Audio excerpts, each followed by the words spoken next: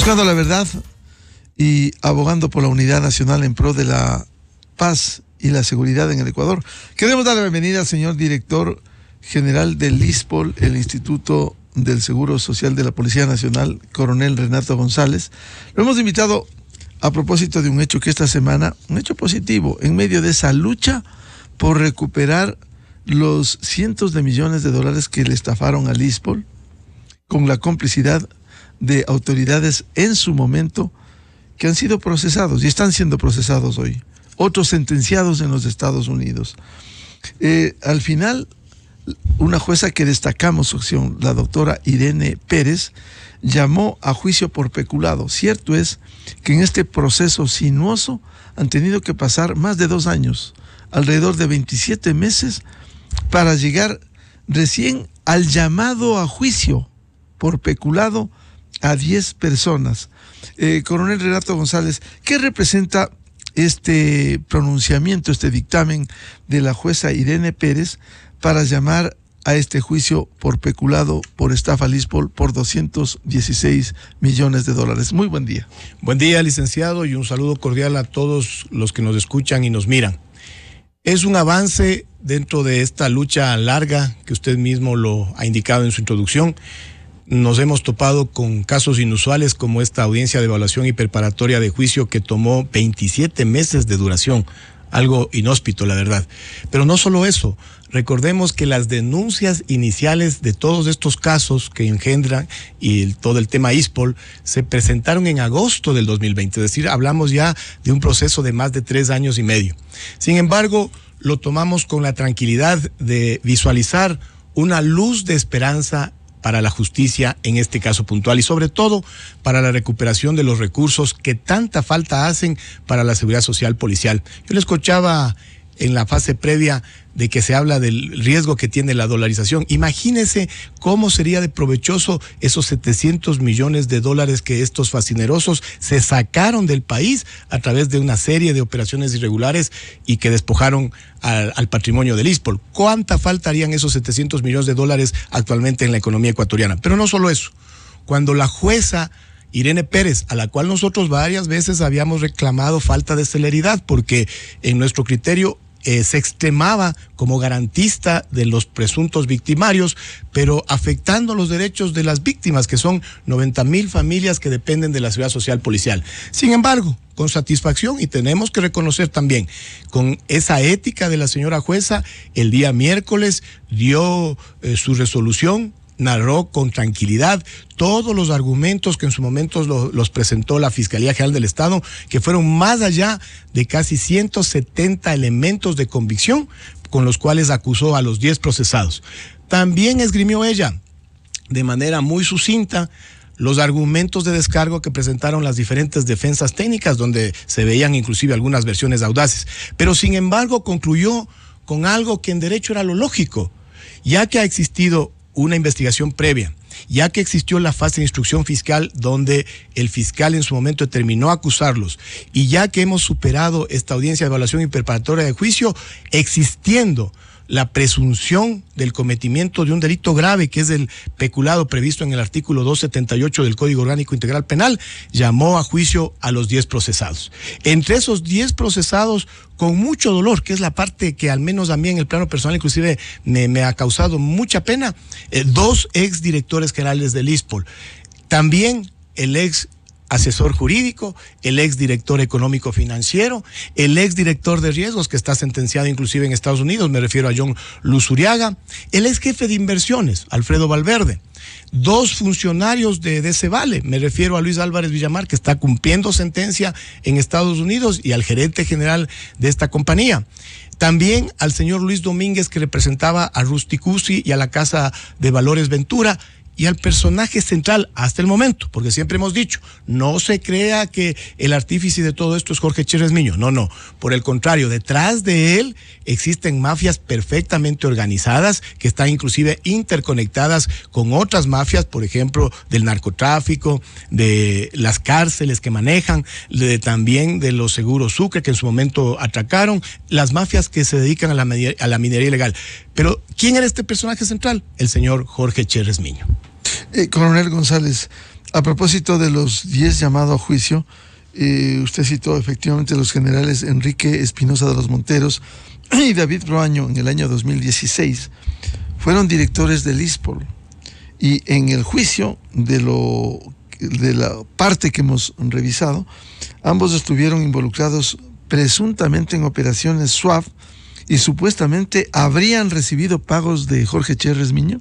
En el caso puntual que pasaron a la etapa de juicio es el de bonos con pacto de recompra. Y permítame explicarle muy rápidamente a la gente para que se entienda cuál es el meollo del asunto. Mire, el reporto bursátil está previsto en la ley, pero tiene varias características que cumplir. Por ejemplo, se trata de contratos que no superen los 180 días, está prohibida la reinversión y tienen que estar registrados estos activos en el catastro público, pero además deben quedar en custodia de un ente que en este caso se entendería era el Depósito Centralizado de Compensación y Liquidación de Ceval. Ese es el reporto bursátil, eso sí está permitido en la ley. ¿Para qué opera? Les doy un ejemplo. Una empresa constructora, por ejemplo, tiene bonos del Estado por $10 millones, pero los tiene en papeles. Sin embargo, requiere liquidez para un proyecto inmobiliario. Entonces, esa empresa busca a un inversionista y le dice, mira, tengo 10 millones en bonos, te lo vendo temporalmente y te los ofrezco recomprar en 180 días. Pero ya no te los voy a pagar por 10 millones, sino te voy a pagar $10.050.000. ¿Cuál es el beneficio? El inversionista, luego de 180 días, recibirá $50.000 más. El que requería esa liquidez tuvo los recursos para construir su complejo inmobiliario, los vendió y honra sus deudas. Y estos bonos quedan como garantía en el custodio que podría ser, en este caso, el de Ceval. Eso es lo que sí permite la ley. ¿Qué es lo que hicieron en el ISPOL? Completamente todo lo contrario. En primer lugar, se inventaron una figura del reporto privado que la Superintendencia de Compañías, Valores y Seguros, en su informe 356 de octubre del 2020, claramente indica no existe en la ley. Si no existe en la ley es ilegal, así de sencillo. ¿Pero por qué lo hicieron? Para tener contratos de más de 180 días, en muchos inclusive llegan a miles de días en los contratos. Segundo, estaba prohibida la reinversión. Bueno, aquí cuando supuestamente venía un vencimiento, fingían una reinversión, es decir, hacían un revolving, un bicicleteaje de esos recursos. El ISPOL no volvió a ver esos recursos. Pero lo que es más grave todavía, licenciado, para que se entienda la magnitud del atraco, los bonos que no son el eje central, sino la garantía del contrato, ni siquiera quedaron en un custodio real, sino que este custodio fingido, que era el de Cevale, subcontrató a otro custodio que era Institutional Custody Service, empresa del propio señor Cherres. Por eso es que nosotros ni siquiera tenemos el control de esa garantía que eran los bonos. Pero más allá todavía, este fasideroso de Cherres, cuando hubo el proceso de reestructuración de la deuda externa ecuatoriana, el argumento de él es que el Estado no le ha pagado los bonos. Eso no tiene nada que ver. El bono es una garantía de la operación. La operación tiene un contrato y el contrato es el que tenía que honrarse. Por eso es que la jueza, recogiendo todos estos argumentos y sumándole algo fundamental, el pronunciamiento del ex procurador general del Estado, doctor Íñigo Salvador, para quien va también nuestro saludo y agradecimiento por su labor profesional y ética, que manifestaban las contrapartes de que estos eran recursos privados. No es así, señores. Son recursos privados del aporte personal que hace el policía para su pensión. Eso sí es privado. Pero recordemos que de parte del Estado viene el aporte patronal, que son recursos que vienen del fisco. Pero no solo eso, el 60% del pago de las pensiones también viene del presupuesto general del Estado. Y claramente la ley de la Contraloría General del Estado le indica que son recursos públicos todos aquellos que inclusive son auditables, los que se mezclen con recursos privados. Por eso es que el pronunciamiento del Procurador General del Estado, Íñigo Salvador, fue fundamental para que Fiscalía pueda acusarlos por peculado al determinarse que hay una potencial afectación al erario nacional en virtud de esta disposición arbitraria, irregular de los recursos públicos a través de estas mal llamadas operaciones de bonos con pacto de recompra. El coronel González, la jueza al llamar a juicio por peculado, esto casi recién empieza. Sí, pero es importante recalcar este avance. Miren, ¿por qué se demoró tanto la audiencia de evaluación y preparatoria del juicio? Porque a nuestro criterio, y asumo la responsabilidad, la estrategia de varias de las defensas técnicas de las contrapartes era prolongar y dilatar el proceso, inclusive para verificar cambios de carácter político. Entonces, que se enfermaba un abogado, que el otro iba a salir del país, que un abogado le abandonaba la defensa en media audiencia, que luego retomaba la defensa, que un abogado manifestaba que ya tenía agendada audiencia en otro juzgado. O sea, una serie de dilatorias que nosotros las sufrimos durante estos 27 meses. Pero el momento que la jueza les llama a juicio, ahorita están en una divergencia terrible. Ya no les queda otro camino que llegar a la última instancia. ¿A qué me refiero? Hemos superado, como lo expliqué, la fase preprocesal, que es la investigación previa. Esa fase preprocesal concluyó cuando llamó la Fiscalía a audiencia de formulación de cargos, y lo hicieron. Entonces se aperturó la instrucción fiscal en octubre del me parece que era por mayo del 2021, si no estoy mal, o en febrero, no recuerdo bien ya las fechas, ¿no? Me parece que fue febrero del 21, fue cuando se dio el operativo, sí, el 26 de febrero del 2021. Y luego llegamos a esta audiencia de evaluación y preparatoria de juicio, pero cuando la jueza les llama a juicio, ya no les queda otra que afrontar lo que queda por delante. ¿A qué me refiero? Una audiencia de juzgamiento en primera instancia, una audiencia de apelación que la podrían presentar en su momento, y estoy seguro que van a recurrir hasta casación, pero no importa, nos tendremos que ir a casación, es decir, finalmente esto lo conocerá la Sala de lo Penal de la Corte Nacional de Justicia. Y por eso también, licenciado y pueblo ecuatoriano, es que nosotros estamos pendientes inclusive de estos cambios que se dan en el máximo organismo jurisdiccional del país, pues, porque nosotros tenemos que estar vigilantes de cómo queda conformada la nueva Corte Nacional de Justicia por estos temas. Por eso es que no podemos nosotros desatendernos de la realidad nacional. Lo importante, lo fundamental de esto, ¿sabe qué es? Que en octubre del 2020 el señor Cherres hacía una agenda profusa de medios, con un trajecito, con una corbatita verde flex muy bien producido, a veces hasta con videos con música ambiental, y decía que esto es tan sencillo como que el ISPO le diga en qué cuenta les deposita y que al otro día transfiere los recursos. Así lo decía, con esa tranquilidad, ¿no? Bueno, vamos viendo que no era verdad. Nunca lo hizo. Nunca lo hizo. Pasó el tiempo y luego decía que esto es un desconocimiento técnico de las nuevas autoridades del ISPOL, que bastará presentarle documentación al fiscal para que esto quede desechado y se compruebe que era un escándalo político. Bueno, jurídicamente ya se ha demostrado que sí hay por lo menos indicios de presunción de responsabilidad, y ahora sí tenemos que agotar todo el proceso penal para determinar responsables, pero sobre todo algo que es fundamental, la recuperación de los recursos. En este tramo, 216 millones de dólares que se transaron en supuestos bonos con pacto de recompra, bonos que eran la garantía de esta operación y de los cuales el ISPOL hasta el momento no tiene el control de ellos. ¿Qué viene luego, coronel González, luego de este llamado a juicio por peculado? Este recién es uno de los caminos que se van abriendo en este tema, en el caso ISPOL, que como yo siempre he manifestado, tiene varias investigaciones. El caso que más avanzó en su momento con la colaboración del extinto fiscal César Suárez fue el caso Citadel, que llegó justamente a terminar esta audiencia de evaluación y preparatoria de juicio, llamándoles a juicio a Luis Álvarez Villamar, que lo manifesté, está en Estados Unidos, y a su yerno Gonzalo Navarro, que está prófugo. Ese es uno caso. El otro caso que ya está en esta etapa sería el de peculado por 216 millones de dólares en bonos con pacto de recompra. El que está procesalmente más adelantado es el juzgamiento de Delcor, Ecuagran y Fertisolubles, donde la próxima semana, el 7 de febrero, tiene que reinstalarse la audiencia de juzgamiento de Alejandro Paulson Tama, que es un ejecutivo medio de estas empresas. Realmente los principales ejecutivos, me refiero a Gab Gonstein y a Enrique Huerta, se pasean libremente en las playas de Miami. Una vez más, insisto al señor embajador Michael Fitzpatrick, yo creo que hay los argumentos necesarios y suficientes para retirarles la visa a estos sujetos, no solo a ellos, sino a otros ecuatorianos que también se han dedicado a disfrutar de los recursos mal habidos en Estados Unidos, ¿no? Y Enrique Hueson, que está por España. Y de ahí, el 15 de febrero ya tenemos fecha para iniciar nuevamente de cero la audiencia de evaluación y preparatoria de juicio del caso de Cebale. Aparte de todo lo que... ¿Es el de Guayaquil? El de Guayaquil, así es. Ahí existen 12 procesados. Citadel y de Cebale están en Guayaquil. Pero aparte de estos 4 procesos que ya están en su fase procesal y que han avanzado con lentitud, pero han avanzado, tenemos todavía pendientes varias investigaciones previas.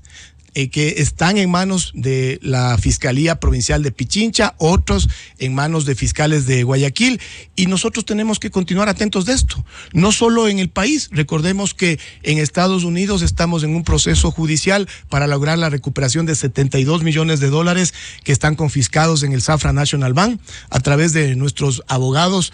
Kendall Coffey, el 22 de diciembre del año pasado presentamos un escrito al Distrito Sur de la Florida solicitándole en primer lugar la recuperación de esos recursos, pero además indicándole que nosotros somos los legítimos propietarios e inclusive dándole la ruta de la transferencia de esos recursos que pasaron del ISPOL al DCVALE, al TD Bank, al Pershing Bank y finalmente llegaron al Safra National Bank. Como usted comprenderá, si se nos atracó desde el 2013 al 2019, la recuperación nos tomará por lo menos, en el mejor de los escenarios, una década, y yo no me sorprendería si nos toma más de ese tiempo. Lo importante sería recuperar. Sabemos los tiempos de la justicia, pero lo importante será recuperar. Quiero ilustrar a propósito de lo que usted recordaba de este personaje que le hizo tanto daño y que se presume sigue en México, Jorge Cherres Miño, en declaraciones a la revista de Opinión Democracia. Por cierto, digo, no es una entrevista que la realizó profesionalmente la revista de Opinión Democracia, y que respondió lo siguiente el señor Jorge Cherres Miño. Entonces, el día de mañana o el día de hoy, si es que el Instituto de Seguridad Social de la Policía Nacional, el ISPOL, se siente afectado y cree que el DCVALE no tiene sus títulos, muy sencillo, que abra una cuenta de Euroclear, que abra una cuenta de ETC y que los títulos sean traspasados para que miren que los títulos sí existen. El ISPOL ha tenido en su poder y tiene en su poder casi $200 millones en bonos puros. Estos bonos fueron reprogramados por el gobierno del Ecuador, fueron entregados los nuevos bonos, fueron descontados las porciones de capital que deben descontarse en la reprogramación, y en este momento están listos para la entrega al ISPOL. Si el ISPOL el día de mañana da una orden para traspasar esos bonos a una cuenta propia, a una cuenta administrada, a un Euroclear propio, ellos van a recibir sus títulos. Y esta conversación se acabó. Porque todo el mundo dice, ¿dónde están los bonos? Claro. Nadie le cree al depósito de valores. Nadie nos cree a las empresas que estamos atrás, como clearing, como subclearing, como contraparte de negocio. Nadie nos cree. Si no nos creen, denos un sitio donde los bonos tienen que ser transferidos. Los bonos son transferidos, el ISPOL comprueba que existen y se acabó la conversación. Esta fue una entrevista año 2021 con Francisco Rocha. Pura mentira la que exhibe Jorge Cherres. Licenciado, discúlpeme la frontalidad y con el respeto de la audiencia, pero no puedo contenerme. Farsante, mentiroso, embustero. Eso es lo que es Jorge Cherres Miño. Qué audacia para mentir y qué inteligencia, pero mal utilizada para confundir. Mire, voy a explicar. El atraco de los $950 millones, cuando logramos comprenderlo, hay que segmentarlo. $327 millones en la mal llamada Operación Swap, por la cual el ISPOL perdió la titularidad de esos bonos de deuda interna y que los recuperamos recién en enero del 2023, que estaban en el Banco Central, pero bajo el nombre de Napscunco, que es una filial del Citibank. Ese es el primer tramo.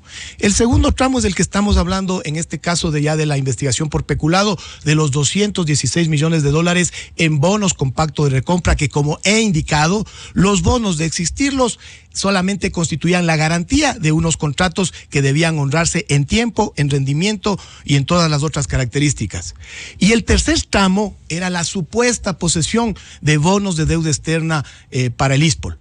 Estos tres tramos, que suman casi $700 millones, por varios años, desde el 2014 hacia adelante, el DCVALE, bajo el control de ¿quién? De Rodolfo Kronfle Akel, con la presencia de ¿quién más? De Oriana Rumbea Tomás.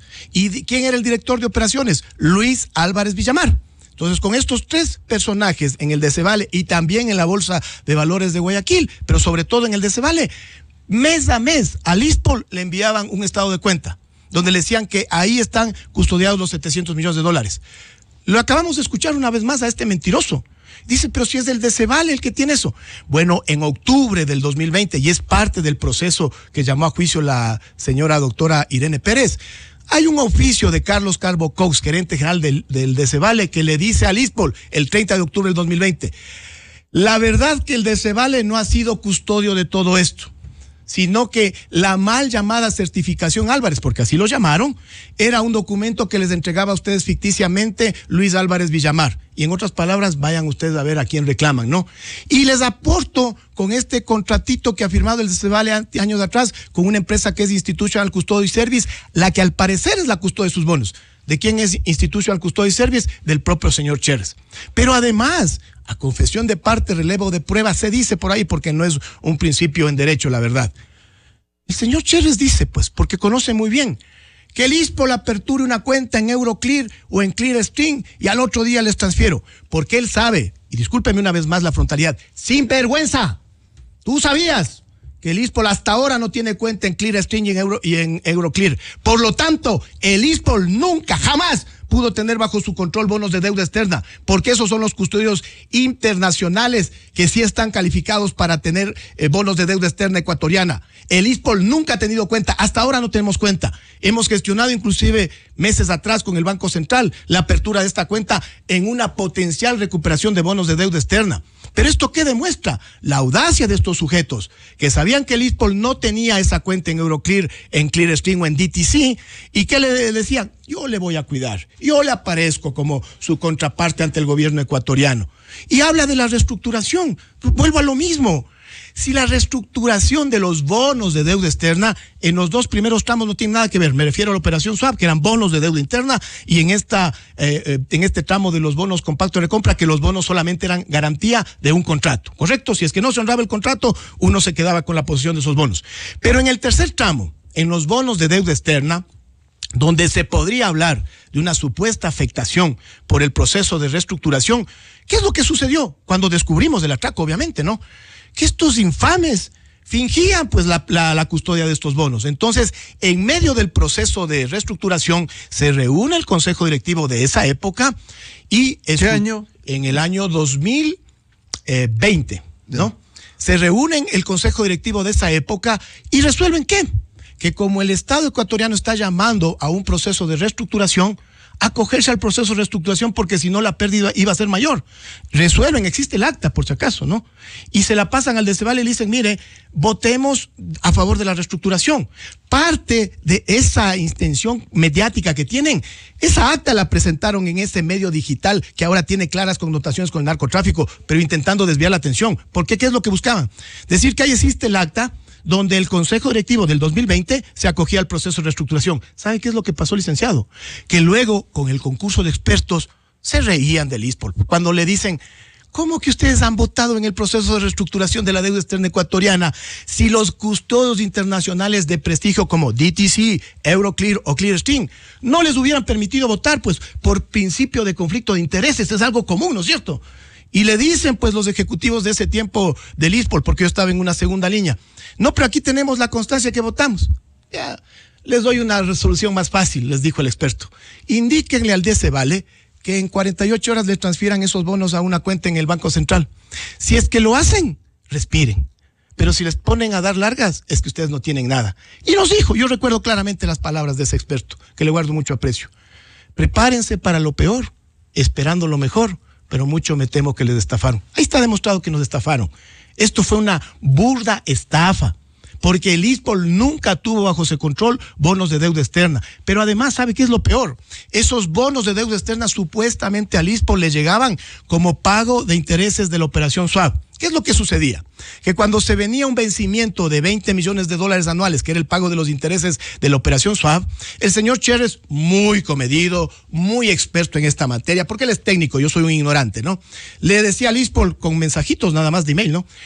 Vienen los 19 millones, ¿quieren que les den efectivo o les compro bonos? Y el ISPOL le contestaba con mensajitos, ¿no? Compren los bonos. Y supuestamente nos compraba bonos en el exterior al precio nominal, cuando todos sabemos que el bono de deuda externa tiene un castigo pues en el mercado internacional. Es decir, él tenía que pagarles, por darles un ejemplo nada más, ¿no? 19 millones de dólares al ISPOL tenía que pagarle en efectivo, y él le consultaba si queríamos bonos, le decían sí, bonos, y él nos daba, teóricamente, porque nunca llegó a nuestro control, 19 millones en bonos. ¿Cuánto le costaron al señor Cherres los 19 millones en bonos? En el mejor de los casos, 13 millones. Pero la pregunta es, ¿compró por lo menos los bonos? Y si los compró, ¿se los entregó al ISPOL? No. Entonces, ni compró ni esa es la sinvergüencería más grande, pues. Y luego le querían aducir de que por el proceso de reestructuración se dio ese descalabro. No es así, mire.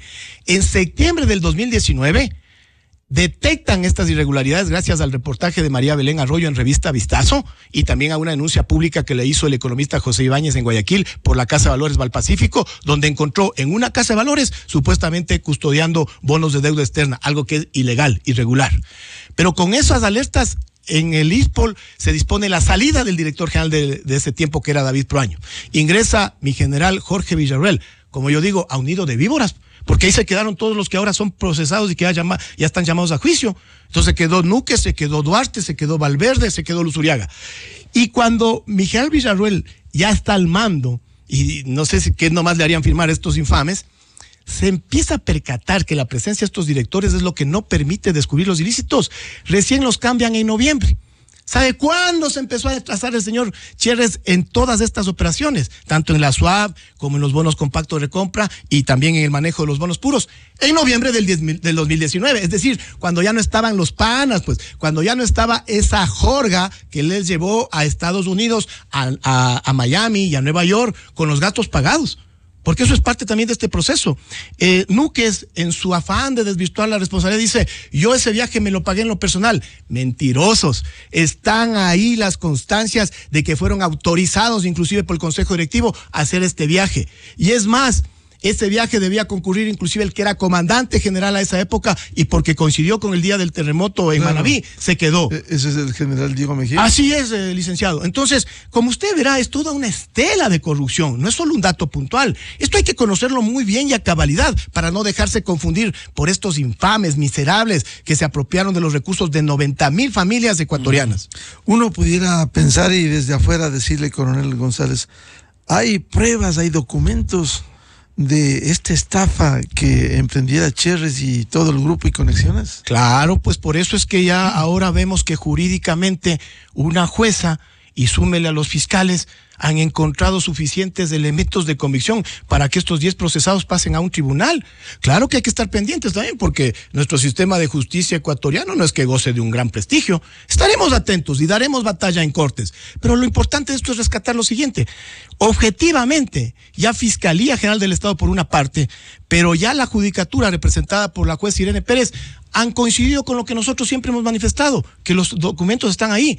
La certificación de Carlos Carbo indicando que no eran custodios de los 700 millones están en el proceso. Los contratos, estos contratos abusivos, porque además, imagínense que yo le estoy diciendo que el bono es la garantía de un contrato. Dice, yo te vendo estos bonos temporalmente y te los ofrezco recomprar. Y si yo no regreso a recomprarte, tú te quedas con los bonos. Ese es el bono compacto de compra. Pero en los contratos que firmaba el ISPOL, le decían que si este bono en ese periodo sufre una devaluación, el responsable es el ISPOL. O sea, qué tamaña barbaridad. Pero ese tipo de contratos firmaban. Están en el proceso. No solo eso, están los informes periciales que indican que este reporto privado no existe en la ley. Y además, es muy claro, lo dijo la jueza, el artículo 37 de la Ley de Mercado de Valores nos obliga a las instituciones públicas solamente a transar en el mercado bursátil. Por ende, esta figura que se inventaron ellos del reporto privado es incumplida en la Ley de Mercado de Valores, pero además eso es lo que encaja para la figura penal del peculado en el 278 del COI. ¿Qué espera en esta lucha permanente que usted ha emprendido desde la dirección del ISPOL, coronel Renato González, al menos primero en este juicio por peculado y el resto de procesos que están pendientes? Mire, en el ISPOL nosotros tenemos varios ámbitos que atender y al mismo tiempo, sincronizadamente. La administración del ISPOL, que eran nuestros objetivos inmediatos, estabilizarle financieramente al ISPOL y darle sostenibilidad, que hasta el momento lo hemos conseguido gracias al concurso de brillantes profesionales, tanto policiales como civiles, para quienes va mi reconocimiento y mi agradecimiento. También esta faceta extrajudicial de recuperar recursos, que nos ha servido para ahorrarnos pagos a abogados, porque hemos recuperado algunos recursos de manera extrajudicial. La parte judicial como esta, pero nacional e internacional. También tenemos un ámbito mediático, porque al menos en ese tiempo, recuerde usted, no había quien confronte con el señor Cherres, y el señor Cherres se presentaba como experto, y habían al interior de las filas policiales varios compañeros que decían, yo sí le creo a Cherres, pobres ilusos que se dejaban engañar con estos fascinerosos. Y también tenemos una faceta política, porque al ser el caso ISPOL un claro ejemplo de crimen organizado, político, económico, transnacional, debemos estar pendientes de cómo se dan los movimientos políticos. Y porque hay conexiones, ¿no? Claro, hay siempre conexiones. Hay conexiones. Y yo nunca he descartado inclusive que lleguemos a una faceta diplomática, como por ejemplo para concretar la recuperación de los 72 millones de dólares del Safraban. Pero usted me dice, ¿qué nos espera de aquí en adelante? Bueno, tenemos objetivos cortos que ya les he manifestado, pero también tenemos objetivos medios, como lograr la sentencia de los responsables. Sin embargo, nuestro objetivo de impacto, nuestro fin último es seguir recuperando recursos. Hasta el momento hemos recuperado 370 millones de dólares, que como yo lo he manifestado en varias instancias, son 370 millones de razones para demostrarle al mundo que sí se le puede vencer a la corrupción. Pero cuando hay compromiso, convicción, pasión y algo que es fundamental, apoyo político. Por eso aspiramos que máximo hasta finalizar el primer trimestre de este año recuperemos esos 72 millones, que implicaría que ya habremos efectivizado una recuperación del 55% de lo que nos atracaron. Hay que continuar en labores de recuperación. Por ejemplo, hay demandas pendientes contra el Citibank, contra el Safra National Bank y también contra la Fish Corporation. Entonces, todos ellos en su momento tendrán que respondernos. TD Bank. En diciembre acabamos de detectar que 2 funcionarias del TD Bank, que es un banco internacional de mucho prestigio, 2 funcionarias emitían tarjetas de crédito al señor Chérez a nombre de terceras personas. ¿Para qué se hacía eso? Para pagar estos sobornos. Entonces, claro, le entregaban una tarjeta a Renato González, pero que estaba a nombre de Miguel Rivadeneira. Claro, los registros no quedaban a nombre de Renato González, pero él era el beneficiario de esos recursos, ¿no es cierto? Entonces, todo eso tendrán que respondernos estas instituciones financieras, pero finalmente tenemos que continuar solidificando la sostenibilidad del instituto del cual depende la tranquilidad de una institución que es fundamental para la seguridad interna del país, la Policía Nacional. La pregunta, ecuatorianos, es ¿cómo esperan que nuestros policías rindan más allá del 100%? Ahora mismo ya llevan como 2 meses en unas jornadas extensas y largas si no les damos la tranquilidad de que su seguridad social está resguardada. Por eso es fundamental, estratégico e inclusive afecta a la gobernabilidad, la estabilidad que pueda tener el ISPOL. Bien, al coronel Renato González, director general del ISPOL, muchas gracias como siempre y siga adelante, porque usted está luchando por la estabilidad económica de más de 80,000 familias de policías. Muchas gracias, licenciado, y le reitero algo que lo dije a la salida de esta audiencia. Me preguntó un colega suyo, coronel, ¿y va a continuar en esta lucha? Pero obvio, ¿cómo no voy a tener que continuar? Ahí están los recursos para mi vejez. Pero no solo eso, es una lucha que hay que darla con dignidad, porque desde el 2020 que se presentaron las denuncias, escúcheme, licenciado, desde el 2020 que se presentaron las denuncias, 203 policías han fallecido en actos de servicio, 203 familias han perdido el sustento del hogar. Esos son héroes nacionales. En la guerra del Cenepa, en el 95, el país perdió casi 70 vidas humanas de brillantes militares de estas gloriosas Fuerzas Armadas que tiene el país. 70 más o menos. La Policía Nacional por año ofrenda esa cuota de sangre en las calles y avenidas del país. ¿Cómo no vamos a dar esa lucha? Tendremos que dar esa lucha, porque esas 203 familias, solo por dar un ejemplo temporal del 2020 hacia acá, se merecen eso y mucho más. Y discúlpeme que me emocione con estos temas, pero es necesario también que la gente sepa que nos atracaron a gente humilde de este país. Nosotros no somos pudientes, no somos de los quintiles más adinerados de esta nación. Nosotros somos clase media y clase media baja. Gente que a veces inclusive tenemos que comprarnos nuestro propio uniforme, porque esos sinvergüenzas que estuvieron en gobiernos pasados hasta le quebraron a Fabreb, que era la fábrica que nos daba los uniformes año tras año. Discúlpeme, licenciado. Bien, muchas gracias al coronel Renato González, director del ISPOL. 7:13 en el territorio continental ecuatoriano. Y ya volvemos. Tenemos previsto un diálogo con el director de operaciones del Comando Conjunto de las Fuerzas Armadas Ecuatorianas, el general Alexander Leboyer, y las tareas que cumple las Fuerzas Armadas. Desde 1984 con Gonzalo Rosero. La revista de opinión Democracia. Siempre líderes, siempre confiables. Enseguida regresa Miguel Rivadeneira a la búsqueda de la verdad. Inicio de espacio.